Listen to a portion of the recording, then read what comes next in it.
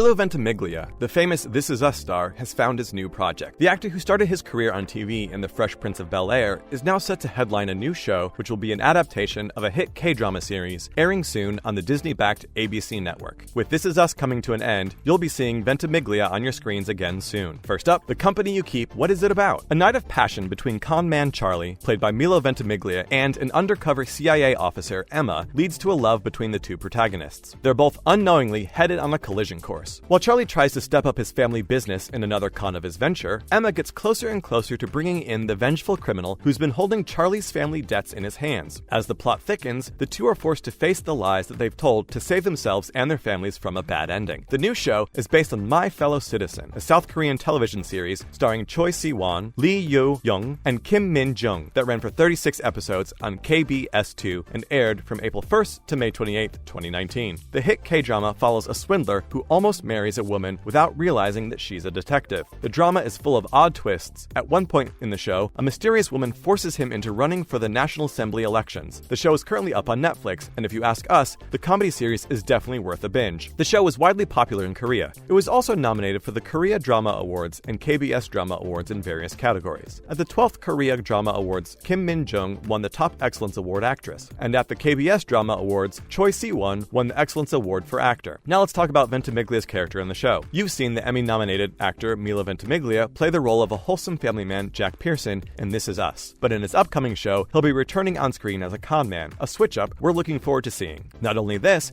but Ventimiglia will also be an executive producer on the show via his David Pictures banner alongside Russ Cundiff with Deanna Harris as producer. As different as the two characters may seem at first glance, there's a common denominator between the two, which is their strong sense of responsibility to protect and take care of their families. As Jack Pearson, Ventimiglia played the role of a man who is optimistic, loyal, dependable, and deeply caring. He tries to be a present parent, all while making enough money to support his family, and is fundamentally a good person, with a seemingly endless supply of love to give. Jack Pearson sometimes makes mistakes, but he always finds his way when he remembers to prioritize his loved ones, and there's nothing he wouldn't sacrifice in order to provide for his family. On the other hand, Charlie's role on The Company You Keep shows a man who uses methods that would be frowned upon in order to make sure his family stays out of danger. We're looking forward to seeing how Milo Ventimiglia plays with the dynamic of this newer role. Will he keep some of Jack Pearson's personality, or will Charlie be a whole new character? Next, details on production. John M. Chu, the director of Crazy Rich Asians, will also serve as executive producer through his Electric Somewhere label alongside partner Caitlin Foyto. The resident showrunner Todd Harthan and The Good Doctor co-executive producer Lindsay Goffman are also executive producing the project, which comes from the studio 20th Television, where Ventimiglia's David Pictures is based. Julia Cohen, a Canadian writer and producer who is well known for producing and writing some highly acclaimed TV shows like the CW's show Riverdale, ABC's Quantico, and A Million Little Things, and E's The Royals, will be writing for the formal pilot order.